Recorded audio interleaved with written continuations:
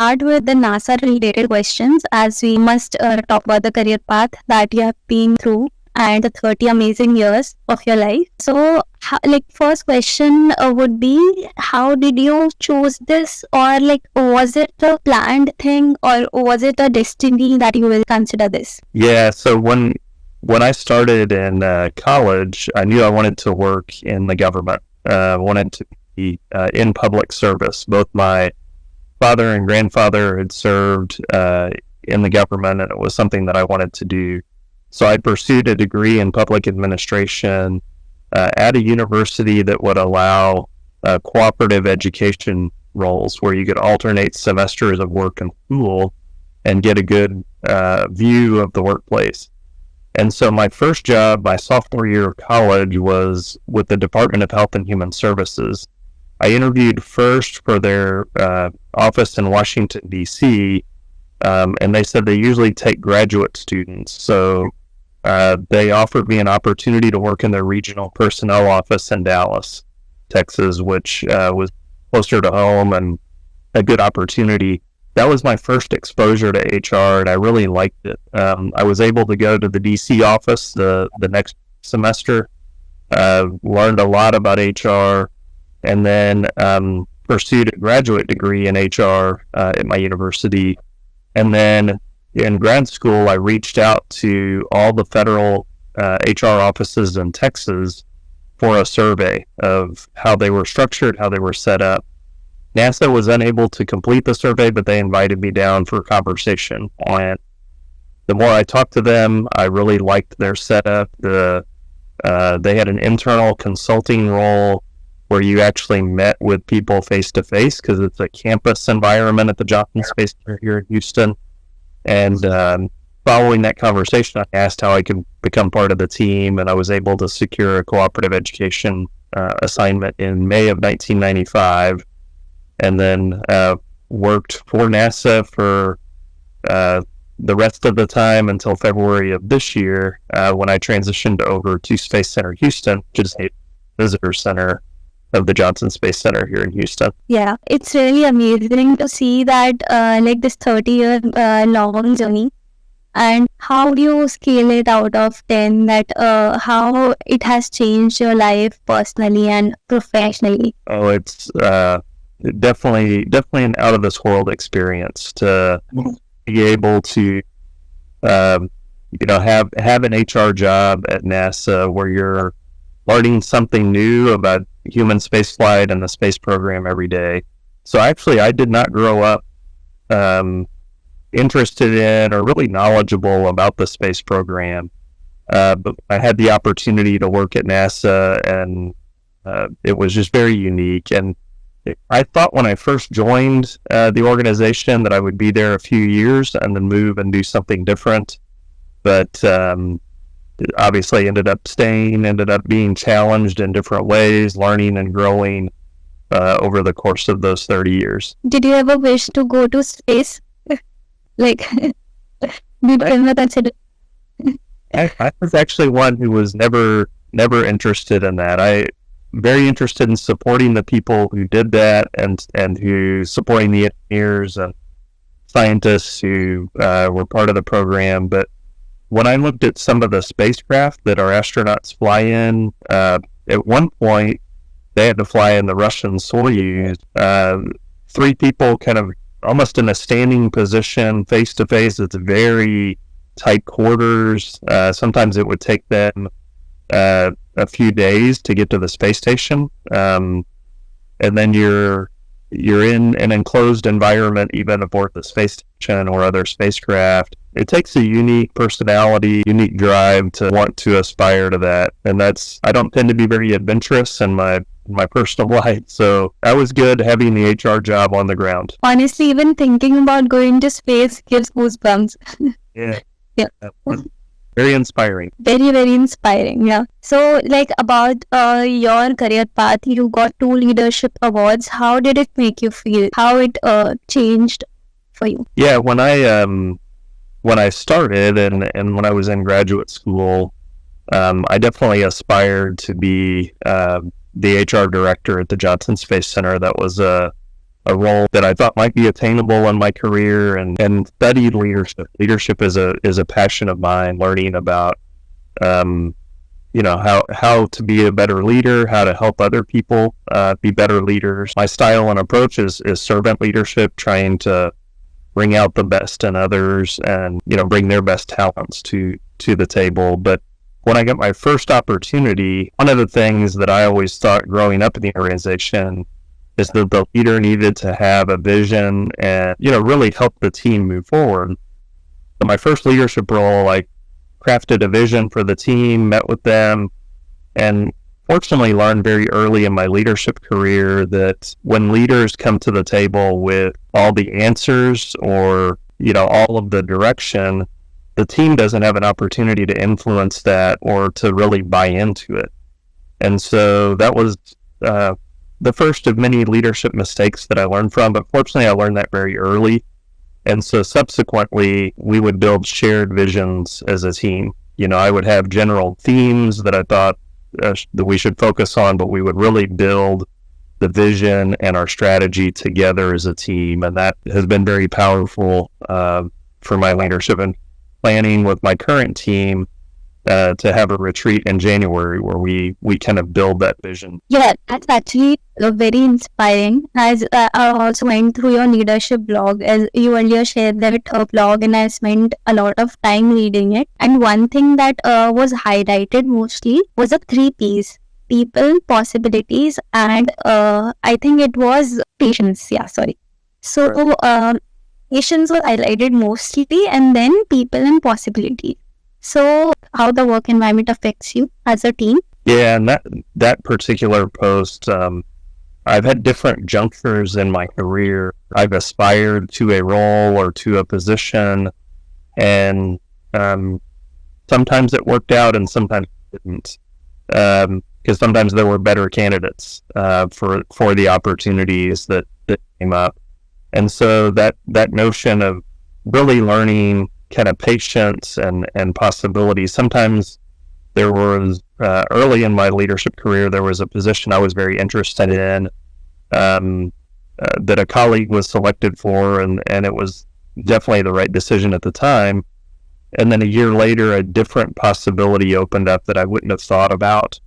And so part of what I've learned in my career with that patience and possibilities is sometimes the map you have, how you think your career is going to play out, you need to stay open to possibilities because there could be other things that you're not seeing, other possibilities, and that's where the patience comes in too. Your career will move at the right pace and at the right time if you continue to produce for the organization and build results and build relationships. That's a couple of things that I focus on for leaders. It's important to balance both the results and the relationships that you have. Yeah, I think so as well. The people are very important. The people we surround ourselves with in the team, and professionally and personally both.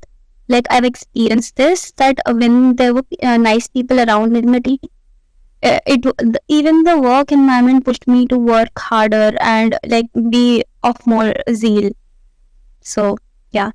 And apart from that, I would like to talk about some student opportunities. Like, as I mentioned, while I was in college, like I was searching for these NASA opportunities, and I was not able to understand like how to apply. Is there a possibility or there are no possibilities? Would you like to share something about that? Sure. Well, NASA being a U.S. Federal government agency, is limited to hiring U.S. citizens. So if you're not a citizen, it is tough to get into the NASA agency. There are certain programs that offer internships and opportunities with certain countries that we have partnerships with. There are more information about that on the NASA website. nasa.gov/careers is a good place to look at the opportunities are at NASA and how to get engaged. But it is a little bit more challenging if you're not a current U.S. citizen. Now, a lot of other countries are opening up their own space programs. There are now 70 countries with space programs, and that's the exciting thing here at Space Center Houston. We're able to see and partner with a lot of those countries on telemetry of space exploration. I hope India would be the one country as well in coming days, and I hope that for our students like who are winning. Yeah. Yeah. Okay, we'll talk about the spirituality part. Yeah, let me speak to the other point you made about surrounding yourself with people. One of the things I like to emphasize to leaders and people who aspire to leadership is consider business principles that are applied to a company, and think about yourself as a brand, and how are you promoting your brand. So first, one of the things that companies do that are effective, they've got a board of directors. So do you have a board of directors of mentors and people who are a little farther along? They can help you with perspective, just like a board of directors helps a company with its vision and future direction. So that's one thing to think about. Then you apply kind of strategic planning. How businesses do that. They look at their vision, their values. They look at, what is their plan for the next few years. Apply those principles to your own brand and to your own leadership is very important. Yeah. So about this, I also read in your leadership blog that helping the leaders who are shooting for the stars, that line was really very inspiring to me. Like, as a person, I connected with you through this blog mostly. Like, earlier I was interested because of NASA, but when I seriously went through this blog, I was like, oh, wow, there are so many aspects of spirituality about this leadership, then NASA, basically about the moral values that a person has. And basically, if the people around you share the same moral values as you, then I think it works. What is your say on this about the moral values? Yeah, that's a good question. Let me speak first to kind of starting that blog. So kind of following that last segment of advice about treating yourself as a business, creating your brand. I started in 2019 this out of this world leadership. So it combined kind of my role as an HR professional at NASA with Christian leadership. So I'm very committed to following Jesus. So in my blog, it's kind of my own journal of my spiritual growth and development. I have things that I want to learn throughout the year that I'll build into the blog posts. And then I do a lot of reading of leadership books that I sprinkle into the blog as well. As far as people sharing moral values, I would say that's very important in your personal life. What I've found on the work front is it's very important to embrace diversity and bringing diverse perspectives to the table. So people I've worked with at NASA, people I work with at Space Center Houston, don't all share Christian perspective but we can come together and rally around the mission of the organization, and we can bring different perspectives. So, it's very important in an organization setting to embrace that diversity and celebrate different religious traditions, different faiths. Make sure that you're being respectful of that and inclusive from an organization perspective. That's really interesting. I went through the blog, so I read about the Jesus part, and I think Psalm 23, if I'm pronouncing it right. Dwelling in the house of Lord. That. So.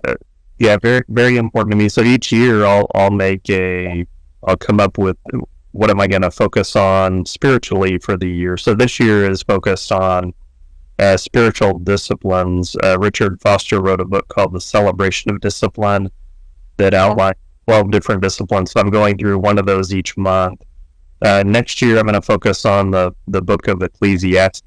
It's in the Bible. It's a book that kind of works through midlife. If I'm a little bit beyond that, but have a lot to learn. So if you have something to guide the younger minds, like I won't say myself as young, but people who are in 18 to 20, like we can't be that specific, but still, like what would you like to advise the younger minds to focus on? Should they balance it? Should they be more career oriented? So I think one, you've got to define for yourself what are your values, what is your vision for your life.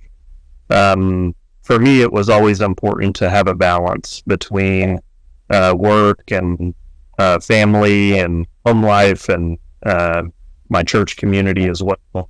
I wanted to make sure that I was paying attention to all of those things. I think one is defining that for yourself, and that looks different for everyone. What your work-life fit is looks different for each person. It also looks different over time. I know for me, when we had young kids, it was very different than today when I've got adult kids, and our youngest is a junior in high school. So this stage of life is a little different in that regard as well. But I would really encourage folks in that demographic to look at, what are you planning to focus on and study? And then if you're planning to do a college route, make sure that you're getting internships and work experience along the way. I know for me, that was invaluable to shape what I like, what I don't like. My very first work experience in the office was in an accounting department.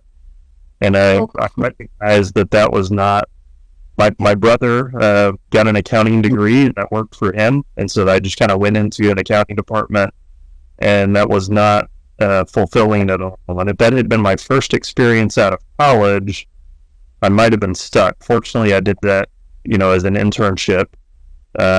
And so I really strongly encourage people to get, I know my kids, I've encouraged, make sure you're getting work experience before you get out of college or university, because then you can help influence your path a little bit. Well, yeah. So to sum up, I think it's all about the experiment and where you fit. Correct? Right. Yeah, it's definitely and when you're looking for a job, it's not just the work you're doing, it's the people you're working around, the culture of the organization. Does all of that work for you? And when you're in college, you have an opportunity to kind of look around and test those things. Correct. The people we are around, it matters the most, even more than the work. I think it's the most important part. Yeah. I have a question for you on the spiritual front, as I connect with you on that the most, I think. So my first question is like, what does spirituality mean to you personally? Well, to me personally, it's the foundation of who I am, and so my faith and my relationship with Jesus is the most important thing I have. And so how that plays out for me, like when I went through a job transition here at the end of last year, it was clear that it was time to move on from NASA, but it was very unclear what was next. There was an opportunity here at Space Center Houston, but they were interviewing multiple people for the job. And I always try to pick a one word focus for the year. So at the end of last year, the word that came to me was surrender, that I needed to surrender, my plans, what I was thinking about, and just let God take control, and put me where he needed me to be. And that definitely has happened. So that's very important. I think the other way my faith impacts kind of how I live, how I lead, is I pay a lot of attention to the fruit of the Spirit that's mentioned in Galatians 5, verses 22 and 23. And I tie the fruit of the Spirit to leadership principles. There's a leadership talk I give years at NASA with leadership tips. When I'm in front of a Christian audience, I can tie each of those tips to a fruit of the Spirit. Love, joy, peace, patience, kindness, gentleness, self-control, those things. And that all influences how I live and how I lead. So, you were always like focused on the practices spiritually, or was it also the meditation and the inner work for you? Yeah, it's I would say it's both, and my spiritual walk, I think, like many, is up and down. I mean, sometimes I'm closer to God and in tune with what He wants, and then sometimes I drift a little bit and may not be in practicing the disciplines of prayer or Bible reading as much, and can drift. I think that's a very common experience for people to be kind of in and out with their faith. But at the end of the day, I always come back to that. Like particularly if I'm up or down about anything, I can always come back to that foundation. Yeah, it's a positive feeling coming back to the Lord. Like you somehow can connect to the universe. So since some days I've been practicing that Om frequency, that 432 frequency is there. When you try to connect to that, you just feel divine. So, like, do you believe in a creator or higher consciousness, or like Jesus was the messenger as given in the Bible? Like, what are your take on that? Yeah, I do believe that God is the creator. I believe that God is a Trinity. It's 3 in 1. So God the Father, Jesus is the Son of God, but also God. And then the Holy Spirit was given to us when Jesus returned from earth to heaven. But I believe in kind of the 3 in 1 Trinity. Yeah, that's actually beautiful. Definitely relationship with God and with Jesus, and having the indwelling Holy Spirit. You follow Jesus' leadership is very special.